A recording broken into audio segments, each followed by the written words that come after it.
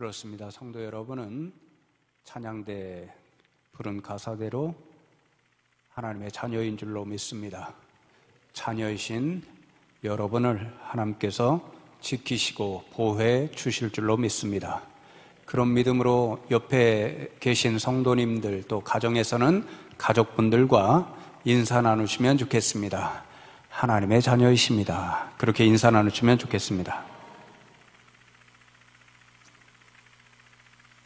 지난주부터 지난 1년간 비전 2030 사역을 통해 하나님께서 주신 결실들을 돌아보면서 그 열매를 주신 하나님께 감사하는 마음을 가지고 조금 더 하자, 이런 믿음의 결단을 가지는 시간을 매주마다 나누고 있습니다.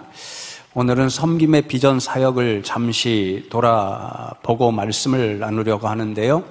지난주처럼 사진을 몇 장 준비했습니다. 사진을 보시면서 우리 교회에서 대표적으로 지난 한 해 동안 행한 섬긴 사역과 열매를 말씀드린 후에 오늘 성경 말씀을 잠시 나누겠습니다. 첫 번째와 두 번째 사진은 지난주에 이미 말씀드렸습니다. 비전 2030 섬김문과에서 1년에 2차례 숭실학원 섬김의 날을 정하고 관련 선교 분과 또 성도님들, TIC 교사분들, 또 학원 선생님들 협조를 받아서 숭실학원의 복음화를 위해 수고하시는 교직원들을 격려하고 섬겨드리고 또 학생들을 섬기는 사역을 진행해 왔습니다. 첫 번째 사진은 이날을 알리는 입간판이고요. 두 번째 사진에서 왼쪽은 지난주에 말씀드린 대로 우리 학원의 복음화를 위해서 수고하시는 교직원분들에게 한 분도 빠짐없이 커피를 제공해서 격려해드리고 섬겨드린 일입니다. 교사분들이 얼마나 감사해 주시는지 모르고 또 지금까지 숭실교에서 이토록 아이들을 위해서 재정도 주시고 또 성경책도 주시고 이러한 것을 처음 알게 되었다 하는 선생님들도 있어서 이렇게 섬겨드리고 알리는 일도 필요하겠다, 그런 생각을 하게 되었습니다. 오른쪽은 물품입니다.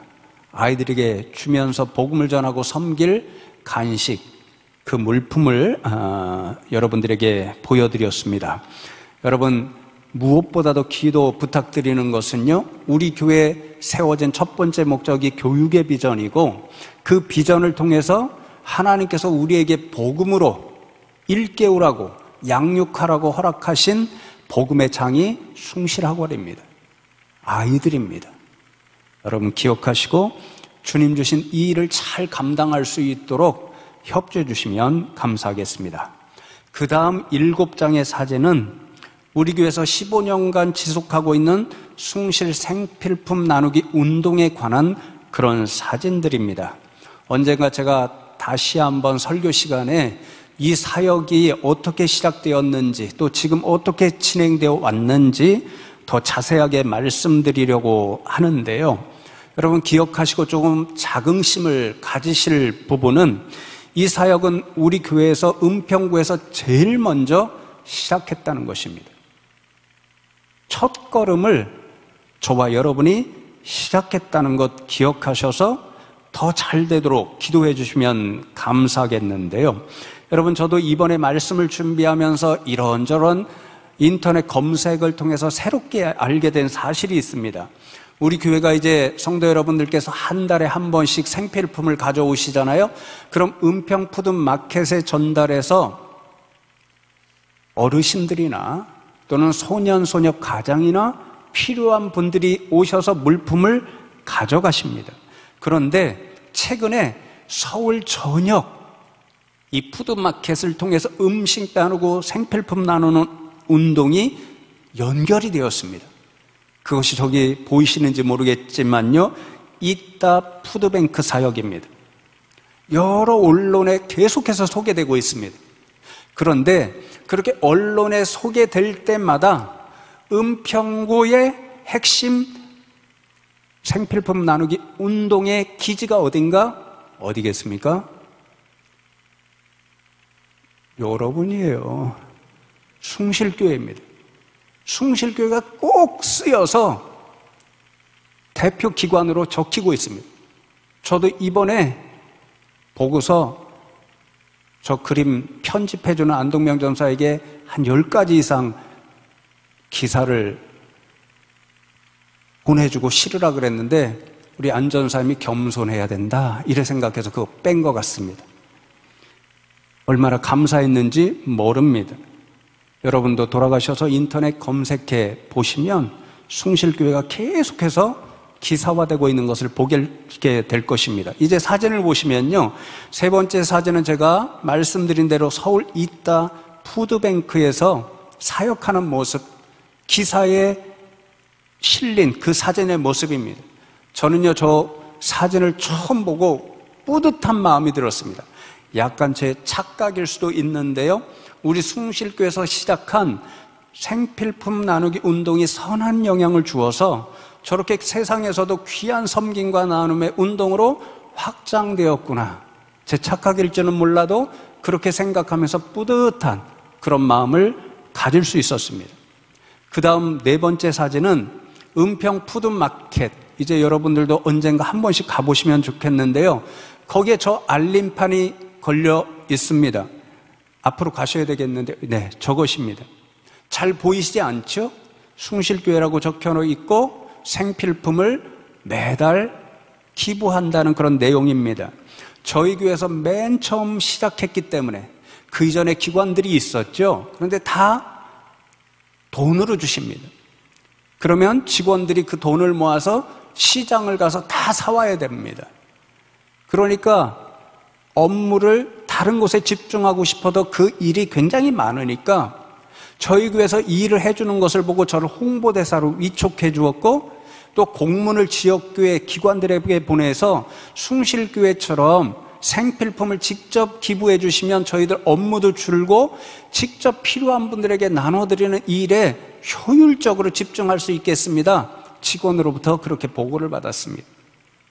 그래서 저희 교회에서 제일 먼저 시작했기 때문에 푸드마켓 올라가는 계단 제일 앞에 저 숭실교회 소개되는 저 내용이 걸려 있습니다. 그 다음 사진은요, 생필품 나누기 운동을 통해서 앞으로 조금 더 많은 것을 나누면 좋겠는데요, 15년 중요한 것은 한 달도 빠짐없이 했습니다.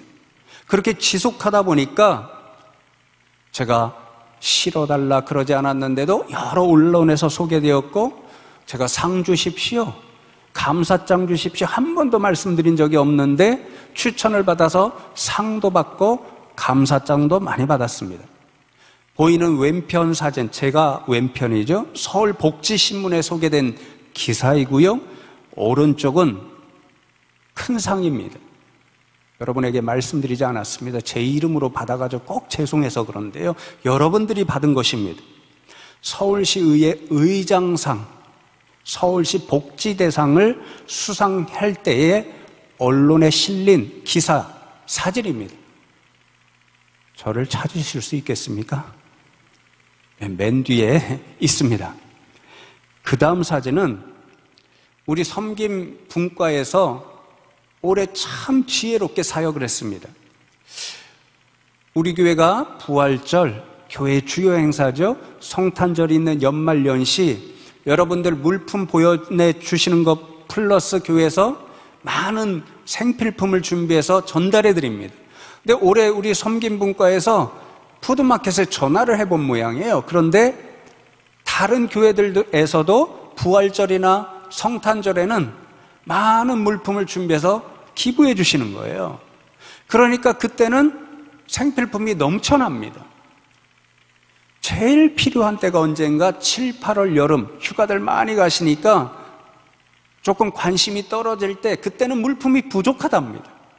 그러니까 우리 섬김분과에서 지혜롭게 그때 이제 우리 교회에서 물품을 많이 준비해서 보내드리자. 그래서 어떤 깨달음을 얻었냐면요, 야, 섬기고 좋은 일을 하는 것도 지혜가 있어야 되겠구나.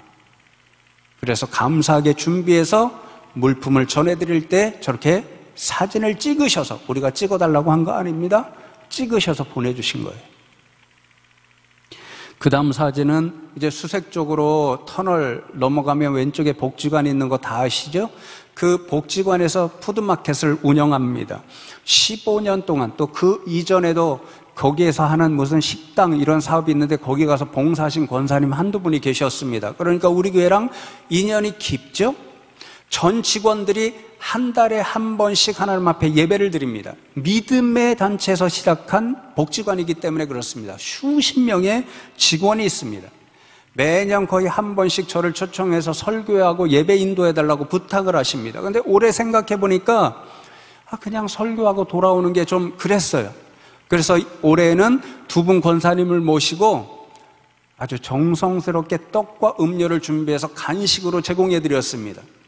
직원이요, 감동을 받아서 제게 문자를 보내주셨습니다.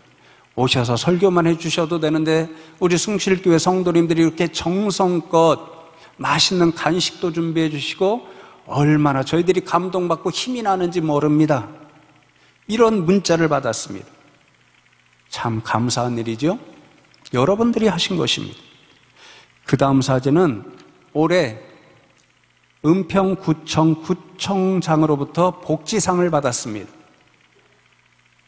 상패에 또 제 이름이 적혀 있어서 죄송한데요, 여러분들이 다 하신 것이고 여러분들이 받으신 것입니다. 그 다음 사진은 은평사회복지관에서 이제 저희들이 이렇게 끊임없이 계속해서 해드리니까 감사 편지를 시시때때로 보내주시고 또 우리가 얼마나 드렸는지 그것을 또 계산을 다 해서 보고문처럼 감사 편지처럼 보내주십니다. 그것을 게시판에 붙여놓았으니까 한번 보시면 좋겠습니다. 여러분, 그 다음 두 사진은요, 저희가 섬긴 분과 보면 교회 내에 어려운 성도님들을 돕고 섬기는 것 여러 분 계십니다. 이 시간에 말씀드리지 않겠습니다. 또 지역 산부의 섬김, 숭실 생필품 나누기 운동 같은 것 통해서, 그리고 또 섬기는 것 숭실학원, 또 지역교회 섬김. 요즘 코로나로 참 어렵잖아요. 그래서 평양로에서 저희 교회와 두 교회를 자매 결혼 맺어 주었습니다. 그 부분들한테 매달 많지는 않지만 물질으로 도와드리고 제가 1년에 한 차례 정도는 목사님 모셔다가 여러분의 사랑을 담아 식사 대접을 해드립니다. 10번째 사진은 바로 오늘 저녁에 오셔서 이 코로나 시대에 작은 교회가 얼마나 힘든지, 어떤 사역을 하고 있는지, 어떤 기도 제목을 가지고 있는지 듣게 됩니다. 그 목사님이 감사하다고 감사 편지를 보내주셨습니다. 밖에 게시판에 붙여놓았습니다. 기도 제목이 있으니까 꼭 보시고 기도해 주시면 좋겠습니다. 그 다음 사진은 또 우리 교회 부목사님으로 수고하시다가 정은교회 가신 우리 권호선 목사님 있잖아요. 얼마 전에 위임을 받았습니다. 그 교회가 속한 노예가 관악노예입니다. 한 70개 가까운 교회가 있는데요, 올해 처음으로 노예 소식지를 만들었다고 합니다. 그런데 처음으로 예쁜 교회로 소개된 교회가 정은교회입니다. 감사하죠? 우리 자매결은 똑같이 맺은 교회입니다. 그러니까 바깥에 또 붙여놨습니다. 내용 보시고 위에서 기도해 주시면 좋겠고, 저희 교회에서도 매달 기도하는 심정으로 또 물질도 보내드리고, 우리 성도 여러분께 가운데서도 제가 개인적으로 전화를 받습니다. 목사님이 힘써 주시고 기도해 주셔서 어떤 성도님이 이번 달에 이런 기도의 제목을 들고 저희에게 사랑을 베풀어 주셨습니다. 얼마나 감사한지 모릅니다. 마지막 12번째 사진은 올해 숭실세형 장학생을 선발하여 장학증서를 주는 장면입니다. 말씀드렸듯이 올해는 처음으로 지역사회의 추천을 받아서 우리 교회 다니지 않고 심지어는 세 분 다 예수님 믿지 않습니다. 예수님 사랑으로 섬긴다는 믿음으로, 또 예수님 복음 전한다는 그런 생각으로 그분들 추천을 받아서 드렸습니다. 아무 조건 없이 드렸습니다. 여러분, 앞으로도 이런 일을, 이 섬김의 일을 계속할 수 있도록 기도해 주시면 좋겠습니다. 감사하죠? 아멘은 안 하지만 다 감사하고 있죠.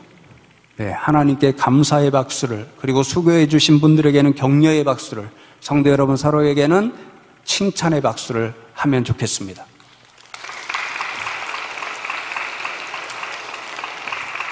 이제 오늘 마가복음 10장 45절의 말씀, 저와 여러분이 너무도 잘 아는 말씀인데 다시 한번 봉독해드리고 말씀을 잠시 제가 묵상한 것 나누겠습니다. 인자가 온 것은 섬김을 받으려 함이 아니라 도리어 섬기려 하고 자기 목숨을 많은 사람의 대속물로 주려 함이니라.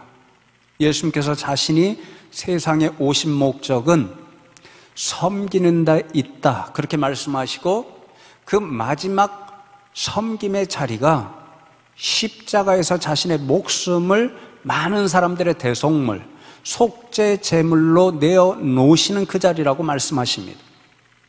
예수님이 친히 섬김의 모범을 보여주신 거죠.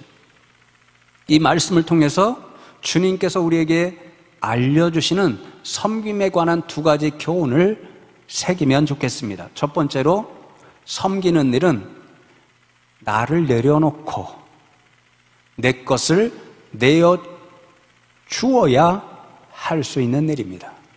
그렇지 않으면 섬김은 이루어질 수가 없습니다. 여러분, 마가복음 10장 45절에 섬긴다는 말, 헬라어가 우리는 무엇인지 잘 압니다. 동사는 디아코네오, 명사는 디아코니아입니다. 그런데 이 말의 헬라적 본뜻을 알면 굉장히 중요한 사실을 알 수 있습니다. 이 말은 통하여, 영어로 through, 그 전치사 의미를 갖는 디아와 먼지를 뜻하는 코니아의 합성입니다. 그러니까 먼지를 통하여 라는 말이 디아코니아, 섬김의 본래 뜻이라는 말씀이죠. 그러니까 섬기는 사람이 되기 위해서는 우리 자신을 먼지와 같이 작게 여기는 사람이 되어야만 섬길 수 있다는 뜻이 됩니다. 그래서 예수님께서도 오늘 본문 말씀 바로 앞에 보시면 섬기기 위해서는 자신을 내려놓고 비워서 종이 되어야 섬길 수 있다, 그렇게 말씀하십니다. 우리나라 교계와 학계에서 거의 유일하게 제일 처음으로 디아코니아 학, 섬김의 학이라고 하는 주제로 공부를 하시고 지금은 목회자로서 섬김 사역을 앞서시는 그런 목회자가 계십니다. 그분이 섬김의 의미를 정의한 것을 보았는데요, 나를 내려놓고 세상을 끌어안는 일이다, 이렇게 정의하셨습니다.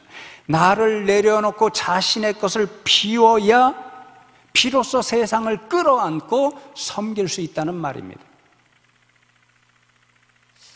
말씀을 준비하면서 사무엘 브랭글이라고 하는 목사님의 일화를 읽게 되었는데요, 이분이 미국에서 꽤 존경받는 목사님이셨는데 구세군에 들어가서 좀 구세군에서 중요한 지위를 갖고 봉사하는 일을 하면 좋겠다, 이런 생각을 가지셨습니다. 그래서 미국에서 구세군 본부가 있는 영국으로 가게 되었습니다. 근데 그때 당시 우리가 잘 아는 구세군 창립자여 사령관이 윌리엄 부스였습니다. 그 부스가 딱 보니까 이 브랭글 목사님은 섬김의 훈련이 잘 되어 있지는 않습니다. 그래서 아주 단도직입적으로 말씀하죠. 당신은 미국에서 오랫동안 존경받는 위치에 있었기 때문에 우리 구세군의 정신과는 잘 맞지 않는 것 같습니다.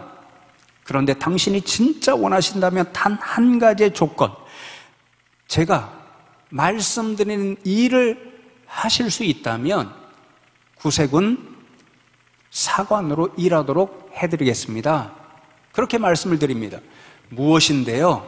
말씀하시는 대로 당연히 제가 하겠습니다, 이렇게 브랭글 목사님이 이야기하니까 부스 대장이 아주 단호한 목소리로 지금부터 다른 일은 하나도 하지 마시고 훈련병들이 신는 구두를 닦아주시는 일만 하십시오, 그렇게 말씀했습니다. 브랭글 목사님이 상처를 엄청 받았습니다. 아니, 내가 저 친구들보다 훨씬 더 일찍 목사가 되었고 미국에서는 그래도 알려지고 존경받는 사람이었는데 나보고 훈련병에 더러워진 신발 구두를 닦으라고? 그런 생각이 들어서 미국으로 그냥 돌아갈까? 이런 갈등이 생겼습니다. 그런데 그날 밤 기도하는데요, 환상을 통해서 예수님의 제자들의 거칠고 냄새나는 발을 보게 됩니다. 그리고 얼마 지나지 않아서 주님께서 오셔서 그 거칠고 냄새나는 발을 품고 닦아주시는 것을 보았습니다. 그 환상을 보고 깨달은 브랭글 목사님은 즉시 부스 대장에게 달려가서 제가 훈련병들의 구두를 닦겠습니다. 제 자신으로는 도저히 할 수 없다고 생각해서 기분이 상했지만 주님께서 제자들의 발을 닦아주시는 것 보니 저도 이제 할 수 있을 것 같습니다. 그리고 그때부터 열심히 훈련병들의 더러워진 신발 군화를 닦음으로 섬김의 훈련을 하셨다고 합니다. 그리고는 이후에 이 구세군 사령관이 계속 영국 계통의 목사님만 되었는데요, 유일하게, 아니 제일 처음으로 이 브랭글 목사님이 구세군의 사령관에 되었다고 합니다. 미국인으로 처음으로. 여러분, 브랭글 목사님은 왜 갈등했나요? 내가 그래도 선배인데, 내가 그래도 존경받는 목사인데 자신의 자존심, 그것을 내려놓지 못했기 때문에 갈등할 수밖에 없었습니다. 그러다가 주님이 선생님임에도 불구하고 제자들의 발을 씻기는 모습을 보고 자신의 모든 자존심을 내려놓았을 때에 사병들의 더러워진 구두를 닦으며 섬길 수 있었습니다. 여러분, 예수님 자신도 마찬가지죠. 하나님 자신이고 하나님의 독생자이신 그분이 어떻게 세상에 오셔서 자신의 생명을 십자가에 내어주시기까지 섬김의 자리로 가실 수 있었나요? 빌립보서 2장 7절 말씀에 그 비밀을 이렇게 말씀하지요. 오히려 자기를 비워 종의 형체를 가지사 사람들과 같이 되셨고 라고 말씀합니다. 예수님은 자신의 모든 것을 내려놓고 비우셨습니다. 하나님 되심을 비우셨고 하늘 보좌를 버리고 비우셨고 왕이여 통치자 되시는 그 지위를 비우시고 버리셨기 때문에 종의 모습을 가지고 이 세상에 오셨고 십자가 그 자리까지 가서 우리 인생들을 섬기실 수 있으셨습니다. 예수님이 만일 자신을 비우지 않고 내려놓지 않으셨다면, 그래서 내가 하나님인데, 내가 왕인데 어떻게 내 종들인, 내 피조물 들인 인생을 섬길 수 있다는 말인가? 그들을 위해서 어떻게 십자가를 질 수 있다는 말인가? 이렇게 생각하셨다면 결단코 예수님은 십자가의 자리, 그 섬김의 자리로 가실 수가 없으셨습니다. 그러니 성도 여러분, 주님이 모범으로 보여주셨습니다. 섬기는 일은 자신을 내려놓는 일이고 자신의 것을 내어줄 수 있을 때 섬김의 일이 일어날 수 있습니다. 내가 장로인데, 내 나이가 얼마인데, 내가 세상에서는 어떤 지위를 가진 사람인데, 이렇게 생각한다면 섬기는 일을 행할 수가 없습니다. 그러니 사랑하는 성도 여러분, 오늘 예수님께서 보여주신 섬김의 모범을 따라서 예수님처럼, 예수님도 비우셨는데, 내려놓으셨는데, 저와 여러분도 우리 자신을 내려놓고 우리의 것을 나누어 줌으로 섬김의 비전을 이루어가는 저와 여러분 되면 좋겠습니다. 여러분, 두 번째는 섬기는 일은 어려운 일을 하는 것이라는 교훈입니다. 말씀을 준비하다가 섬긴다는 헬라어는 디아코네 오이잖아요. 히브리어 단어는 무엇일까 궁금해서 찾아보았습니다. 그 단어가 아바다입니다. 근데 아주 중요한 다양한 의미 가지고 있습니다. 일한다, 수고한다, 노동한다, 땅을 간다, 경작한다, 농사 짓는다, 노예로 섬긴다. 다양한 뜻이지만 공통적인 의미를 찾을 수 있습니다. 일하는 것, 수고하는 것, 땅을 갈고 농사 짓는 것, 노예로 섬기는 것 하나도 쉬운 일이 없습니다. 다 어렵고 힘이 드는 일입니다. 그러니까 섬긴다는 말 자체, 성경 말씀에서 택한 그 단어 자체가 섬기는 일은 쉬운 일이 아니고 어렵고 힘든 일을 하는 것이라는 것을 우리에게 교훈으로 알려주는 말씀이죠. 예수님께서 보여주신 마지막 섬김의 자리, 십자가의 자리도 마찬가지입니다. 예수님께서 그 모습으로 섬기시는 일이 예수님께는 쉬웠을까요? 어려웠을까요? 우리 너무도 잘 알죠? 성경 말씀에 보면 예수님께도 너무도 어렵고 힘이 드는 일이었습니다. 예수님 하고 싶지 않으셨습니다. 피할 수 있다면 피하고 싶어 하셨습니다. 그래서 겟세마네 동산에 올라가서 아버지 이 잔을 내게서 옮겨주십시오 그렇게 기도하셨습니다. 얼마나 간절히 기도하셨는지 누가복음 22장 44절 말씀을 보시면 예수께서 힘쓰고 애써 더욱 간절하게 기도하시니 땀이 땅에 떨어지는 핏방울 같이 되더라. 땀이 핏방울 되도록 간절하게 기도하셨다는 이 말씀은 우리 인생을 위해서 십자가를 지심으로 섬기는 그 일이 예수님 자신에게도 그토록 어렵고 힘든 일이었다는 것을 말씀합니다. 그러나 예수님은 그렇게 힘이 들고 어려웠지만, 그래서 피하고 싶으셨지만 십자가 섬김의 일을 감당하심으로 하나님의 뜻을 이루셨습니다. 사랑하는 성도 여러분, 그렇지요? 섬기는 일은 쉬운 일이 아닙니다. 힘이 듭니다. 어렵습니다. 자신을 내려놓는 것 쉽지 않기 때문에 그렇고, 자신의 가진 것 아까워서 내어주기가 쉽지 않기 때문에 그렇습니다. 부끄럽고 죄송하지만 제 예를 들려고 합니다. 여러분, 교회에서 누군가를 섬기려면 여러분 손과 발도 필요하지만 물질도 필요합니다. 우리가 처음에 본 사진들, 사역의 내용들이 다 그러하지요. 교사님들을 커피를 나누어드리며 섬겼습니다. 아이들에게 간식을 나누어드리며 섬기고 전도했습니다. 숭실 생필품 나누기 운동 15년 동안 지속하고 있습니다. 지역교회를 후원합니다. 숭실 세형 장학사업을 통해서 많은 아이들과 청년들에게 장학금을 줍니다. 다 물질이 필요한 일입니다. 물질 없으면 하나도 제대로 할 수 있는 섬김의 사역이 없습니다. 이 물질이 있어야 하나님 주시는 섬김의 비전을 조금이라도 더 이룰 수 있습니다. 여러분, 누가 물질을 제공해 주시나요? 감사하게도 성도 여러분들이 하나님 주신 비전에 동의하고 그래서 헌신해 주셔서 그 물질로 이 선한 사업들을 해나갑니다. 그러나 우리가 다 인정하듯이 오늘날 가장 필요하고 귀한 것이 물질입니다. 그 물질을 내어드리기 때때로 쉽지 않습니다. 유혹도 듭니다. 그게 저입니다. 제 모습입니다.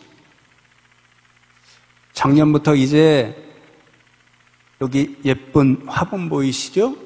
제가 성도님들에게도 부탁드리고 기관장들 모였을 때도 1년에 한 번쯤은 하나님의 교회를, 예배의 장소를 예쁘게 꾸민다, 섬긴다는 뜻으로 이렇게 하면 좋겠습니다라고 제안해서 시작이 되었고 협조해 주셔서 얼마나 감사한지 모릅니다. 그런데 여기 있는 김 목사가 성도 여러분에게만 그렇게 하십시오 하고 저는 감당하지 않는다면 위선자가 될 것 같아서 항상 여러분에게 물질 생활 이야기 드리면 조금은 앞서가려고 애를 씁니다. 제가 무명으로 제일 먼저 화분 헌물했습니다. 또 중간에 국화도 제가 사다가 놓았었습니다. 그런데 어느 순간 한 번은 어떤 엉뚱한 생각이 드냐면요. 야, 이거 안 하면 내가 더 좋아하는 일에 쓸 수 있는데, 떡 사 먹을 수 있는데, 아들들 고기 한 번 더 사줄 수 있는데, 엉뚱한 생각이 드는 거예요. 여러분은 안 그렇죠?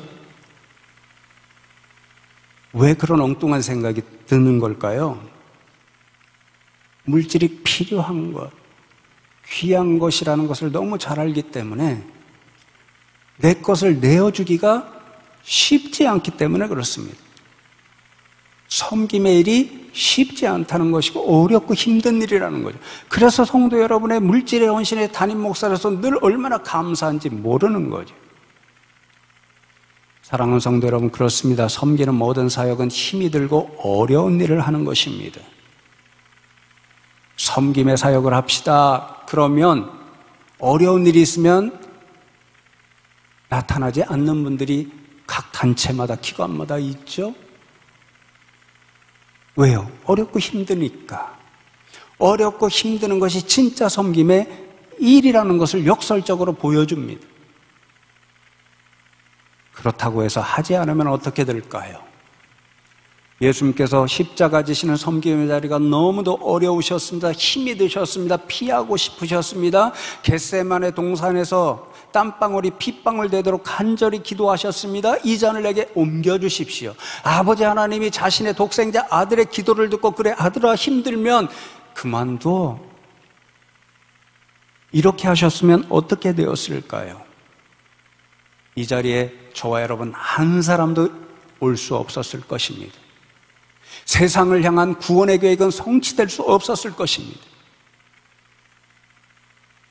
예수님의 십자가 섬김이 있었기 때문에 하나님 원하시는 기쁨의 생명의 열매들이 오늘도 수없이 맺혀지고 하나님 나라가 확장되어 갈 수가 있게 된 것입니다.